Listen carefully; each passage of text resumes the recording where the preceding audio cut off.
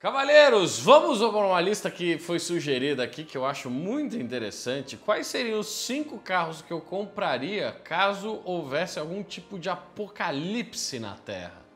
Seja ele causado por zumbis, seja ele causado por bombas nucleares, ou seja ele causado simplesmente pelo colapso da civilização e, portanto, da circulação das mercadorias, que tipo de meio de transporte eu escolheria ou eu adquiria, né? Assim, solto na rua ou numa garagem enfim, apocalipse, né? Quais seriam os carros que eu ia escolher? E eu fiz uma lista aqui desses carros e vamos ver se você concorda comigo, tá? Porque assim, quais são as prioridades aqui, né? Seria assim, robustez seria uma, certo? A segunda que eu ia escolher aqui seria a simplicidade de manutenção e componentes, seguindo aquele vídeo que eu soltei recentemente aqui no canal, né? Falando sobre coisas que estão estragando o seu carro, o seu bolso, né? Eu, se estivesse no apocalipse, eu ia dar valor para carros que têm um funcionamento simples. Uma bomba de combustível mecânica, eventualmente uma injeção eletrônica simples, né? Ou até um carburador e outras coisas também, né? Do tipo, não tem mais transporte, sou eu que vou ter que transportar o que eu vou consumir, seja comida, material para levantar um abrigo, alguma coisa, também isso é importante, né? Transporte. E por último, se for um lugar assim que eu vou ter que brigar com alguma coisa, seja um zumbi, seja uma facção, né, inimiga lá do morro do lado, eu vou ter que ter um carro também, né, de certa forma, aguerrido. Então, toma os 5 aí. Em primeiro lugar dessa lista, cavalheiros, eu botaria o icônico e eterno, década gloriosa, expoente máximo do que o automóvel deveria ser em seu conceito básico de simplicidade, utilidade, confiança, robustez, pouca coisa para quebrar, é o Fiat Uno Mille. Sim, com o pneu 155, bom, talvez a gente poderia trocar ali e botar aqueles budzinhos. Por que não se a gente pegasse a versão do Uno Mille lá, italiana, né? O Uno Mille tem até uma versão 4x4, Panda 4x4, que é um Uno Mille traçado, né? A grande verdade é que o Uno Mille não tem nada para quebrar. Ele é simplesmente uma máquina de deslocamento muito simples, com uma boa economia também, coisa que eu não falei no início do vídeo, né? Economia de combustível, o combustível é escasso, né? Mas eu poderia plantar etanol, certo?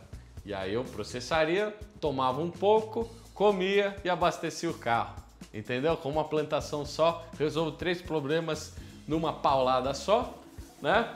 E um Uno Millezinho ali, ó, carburado no arco, né? Seria um carro muito simples, de manutenção tranquila, disponibilidade de peças aí, se eu fosse assaltar o estoque de uma autopeça ou da própria Fiat lá em Betim, poder fazer um bate-volta pelas estradas esburacadas que está... Olha só como eu tô viajando, né? Mas é isso, né? Porque se você vai ver, o Uno Mille hoje é um carro para você cruzar a Transamazônica, cavalheiros. Jeep não cruza Transamazônica e o Uno Mille, que nem traçado simplesmente vai e volta. Por quê? Porque é robusto, porque é confiável, porque tem pouca coisa para quebrar, ok? Lógico, não ia ser assim aquela vida de luxo, né? Eu diria. Mas em termos de carro, o Uno Mille, carro simplesmente para deslocamento e confiabilidade em longo prazo, o Uno Mille é um carro que está na minha lista. Por todos esses motivos que eu falei e porque também eu tive um na família, né? Quando criança eu andava aquele que tinha aquele cinzeirinho assim no meio, sabe? Aqueles interruptores do lado do painel. Puta, que saudade dessa época. Uno Mille, se houvesse um na rua, eu ia lá, dá pra abrir, dá pra roubar fácil, né? Então você vai lá, dá aquela partida por fora, carburado, porra, filé. Segundo carro que eu botaria nessa lista é um carro que também eu já tive. Na verdade, eu tenho esse carro hoje. Eu tenho esse carro, foi o último carro que eu comprei novo na minha vida, né? A minha família adquiriu esse carro novo na minha família. Em 2010, nós compramos a Pajero Pininfarina, também conhecida aqui no Brasil como terceira geração da Pajero TR4, né? Ou terceira geração da Pajero Pininfarina. Para quem não conhece, na década de 90, a Mitsubishi foi até a Pininfarina e pediu para eles desenharem uma versão reduzida da Pajero Full, né? E a Pininfarina foi lá e desenhou uma versão reduzida, mini, quase que não seria um K-Car, mas seria uma Pajero mais pequenininha. E é um carro também da mesma época do Uno. Só que, ao contrário do Uno, esse carro ele foi desenhado desde o início para ser um carro mais alto, traçado com 4x4 e também com um motor com uma certa simplicidade, 4 cilindros ali. Lógico que ia ser muito mais fácil achar peça de Pajero TR4 do que de Uno Mille. Mas assim, tendo em vista a manutenção que eu tenho desse carro desde 2010, eu estou com o carro há 15 anos, eu tenho esse carro na família. Quilometragem relativamente baixa, né? 80 mil quilômetros. O que eu fiz desse carro? Cabo de vela, cota amortecedor, umas 3 embreagens, porque o carro é manual e é utilizado por outros membros da minha família, né? Eles né, moram numa rampa para sair todo dia. E é isso. E o que mais tem para quebrar esse carro? Nada. Absolutamente nada, né? Pneus robustos. Eu acho que é um excelente carro. Já desci pra praia com esse carro com um time de rugby dentro, né? Eu sei. Eu sou zoado por isso. Até hoje lá no grupo da Haldério. Mas eu tenho as testemunhas, eu tenho os caras, sou amigo, todo mundo vivo até hoje. E eu já cruzei, já fiz muita loucura com esse carro. E ele tá até hoje vivo. Já meti ele em cada buraco que você não tá ligado. E isso era uma parte boa da Pajero, porque assim, tem buraco, foda-se, da TR4, no caso. Se fosse tipo uma ML, você não vai fazer foda-se, porque tem amortecedor pneumático, com solenoide, sensor de nível de altura. A Pajero não tem nada disso, né? E eu acho que é um excelente carro para esse apocalipse zumbi aí que pode surgir. Não, apocalipse zumbi não, mas talvez aquele cenário do Fallout, né? Seria um excelente carro. Independente das estradas aí, eu ia passar muito mais tranquilo do que se fosse com o Uno Mille, né? Entendeu? Não transporta muita coisa, né? Eu já dormi dentro do carro, mas enfim. Pajero TR4. Não esperava por essa, né? Agora o próximo, eu tô ligado que todo mundo vai falar esse carro. Próximo carro da lista, senhores, foi o Desbravador do Norte da África. Foi o primeiro carro alemão, do povo alemão.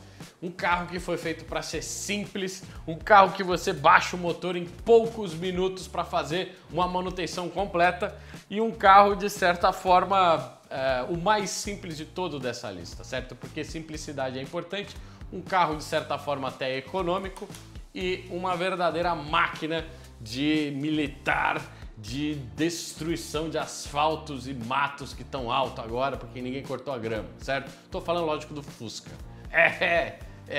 Não tem água, não tem sistema de arrefecimento para vazar e, que nem eu falei, esse motor 4 Boxer que equipa o Fusca na sua configuração, o carro inteiro, na verdade, é uma grande prancha de túnel central, certo? Com o motor lá atrás super simples, que de tão bom foi utilizado tanto na Segunda Guerra, né? O avanço ali da Alemanha no norte da África, lá no deserto do Saara, só foi possível grande parte por causa dessa motorização que eles tinham ali disponível, extremamente confiante. O carro que veio da Europa foi pro Saara e conseguia vencer as dunas, e também por esse mesmo motivo um carro que foi utilizado para ser uma plataforma de bugs, certo? E para pensar, a estrada já vai estar fodida, por onde que você tem um caminho para deslocamento rápido de norte a sul? É praia, certo? Você utiliza ali a areia, o carro passa por cima, não esquenta, não vai ter coisa para vazar, anda sem óleo, né? Se você dá aquela urinada no tanque é capaz até de pegar, vai saber, né, que você tomou na noite anterior. E funciona com qualquer lixo ali, entende? E não tem nada para quebrar, e não interessa, né? Você não vai ter relógio de velocímetro, de motor, não interessa a velocidade que você está rodando, não interessa nada, você simplesmente vai ter que ir para frente. E o Fucão, durante muito tempo, foi um desbravador de ambientes hostis e muito adequado aí para o apocalipse. Cavaleiros, tá bom, eu sei, não dá para transportar nada nesses carros. Tudo carro pequeno, todos com suas versões 4x4, né? Do Panda, da TR4 e do Kubelwagen, certo? Mas não dá, não dá. Eu preciso de um carro mais prático, mais útil, da onde vem a palavra utilitário, né? O UV do SUV vem da palavra utilitário e aqui a gente precisa de uma caminhonete, certo? E de todas as caminhonetes, Guilherme, qual que você escolheria para você ter uma caçamba, um motor a diesel que vai rodar 30 milhões de quilômetros e vai rodar com óleo de jojoba e de dendê, entendeu? Você não vai precisar ter petrolífica para fazer, o negócio pega e vai, não sei o quê. Qual é esse carro 4x4 alto, transporta ali os teus parceiros ali que você cria o seu grupo ali, a sua gangue, né? Para você sobreviver aos ataques de zumbis, não sei o quê. Qual é esse carro, Guilherme? Lógico, Hilux Toyota de 5ª geração. Né? Nós tivemos esse carro aqui, uma cabine dupla. Então com essa Hilux, de novo no mesmo conceito que eu venho apresentando para vocês, carro simples, motor diesel 4 cilindros em linha com bomba mecânica super simples, né? Família L aqui de motores diesel da Toyota. E assim, ainda dava para circular com um certo estilo, porque você pega a Hiluxzinha ali com aqueles para-choque cromado, com aquela frentezinha, com os farolzinhos meio quadrado e o pisca assim, laranjinha de outra cor. Cara, essa é a Hilux que eu compraria, tá? Inclusive, quanto tá custando uma? Deixa eu dar uma olhada aqui, peraí. Ó! Tá caro, os caras estão cobrando. Não, olha aqui, eu tenho uma por 60 pila, 2.8 ainda. O que, garoto? Ó, branco no preto, cabine dupla. É isso aqui, cavaleiros, que a gente precisa, entende? Manoplinha ali, tração logo embaixo, entende? É isso. Não precisa, é só fazer o motor girar, funcionar. Dá para fazer esse motor pegar na mão, entendeu? Não precisa nem de bateria. Se o alternador fuder, ainda dá para fazer ele pegar na mão. E é um motor extremamente simples e, de fato, a Hilux, ela é um ícone mundial. A gente vê esse carro rodando em todos os cenários possíveis, seja lá na Sibéria a menos 30 graus, seja lá no deserto do Iraque, que os caras botavam uma metralhadora em cima, lá uma antiaérea, e o negócio segurava, seja lá na África, transportando mantimentos da ONU, em tudo, entendeu? No interior de Mato Grosso do Sul. Essa é uma Hilux mecanicamente muito simples e a gente sabe que também nessa época, né, roda com qualquer tipo de combustível. Se não tivesse mais as petrolíficas, eu podia ter uma plantação de dendê, por exemplo, e daria para fazer um óleo que ia tocar esse carro. Tô falando sério. Entendeu? Então aqui seria uma belíssima máquina e assim... não dá manutenção. Lógico que dá manutenção, já é carro velho. Acontece o seguinte, está vazando óleo, você fala, e daí? Entendeu? Vai continuar funcionando. Uma coisa extremamente simples. Eu já fechei motores dessa família aqui.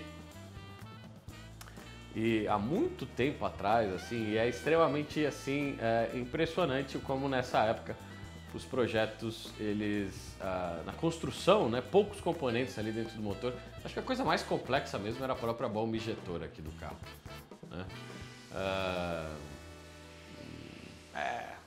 talvez... Quanto que custa mesmo? Depois, cavaleiros, nós... Falando nada disso, Guilherme, vai sobreviver a impactos, nada disso, apesar que você possa ter mostrado alguns veículos que foram utilizados em guerras, né? A maioria aqui, inclusive. Mas nada disso vai dar certo, você não vai durar uma viagem, porque os caras vão querer te assaltar, vão querer roubar aquelas coisas, aquela plantação de cana que você tá levando na caçamba da Hilux. Você precisa de um carro aguerrido, né? Um carro para atropelar o zumbi, para voar por cima do assentamento lá dos teus concorrentes no Vale... No outro... Nossa, olha eu viajando. Você precisa de um carro para atropelar zumbi. Você precisa de um carro para levar tiro, certo? Qual carro você escolheria? Eu estaria aqui disposto a considerar nessa lista o M1151, também conhecido como Humvee, né? Ou o High Mobility Multipurpose Wheeled Vehicle, ou Humvee, por isso Humvee, entendeu? Isso aqui foi um projeto do exército americano que precisava de um veículo de deslocamento. Até então eles ainda estavam trabalhando lá com o Willys, né, com o Jeep, lá da Segunda Guerra, e era um carro que deixava muita gente exposta lá na Guerra do Vietnã, por exemplo, né? E eles precisavam de um carro multifunção, seja para carregar tropas, seja para carregar baterias antiaéreas, dava para botar míssil no Humvee, dava para botar um cara lá no meio com um canhão, né? E o carro foi construído em volta desse conceito, né? Basicamente um caminhão, mas num formato ainda de Jeep, né? Que poderia ser blindado, etc, né? Acho que o principal assim é que o carro foi todo construído ao redor, diferente do Jeep, que tinha, por exemplo, um radiador exposto e tal. O Humvee ele foi construído como se fosse uma espécie de tartaruga, né? Motor lá no meio do carro, uma transmissão TH400 que eu já mostrei aqui no canal. Dá uma clicada aqui, que foi a primeira transmissão automática GM. Lembra, os americanos não sabiam nem trocar de marcha, né? Porque nunca dirigiram isso, né? O pessoal lá do exército, né? Sempre dirigiu automático. E aí eles botaram essa transmissão super robusta e antiga, né? De fácil manutenção, inclusive, a transmissão. O problema é tirar do caminhão. Eu já fiz aqui H2, né? Enfim, quais seriam os problemas aqui, né? Assim, sobreviver o problema ia ser só isso aqui ia conseguir andar, porque eu não sou o exército americano que tem um porta-aviões e cargueiros e sei lá, uma petrolífica ali só para abastecer o carro, né? Porque o Humvee tinha um V8 de 6 litros diesel lá no meio do carro, né? Era um negócio assim que você passa... Se você parar para pensar no Sun Tzu, que diz que guerra não era batalha, e sim a estratégia, né?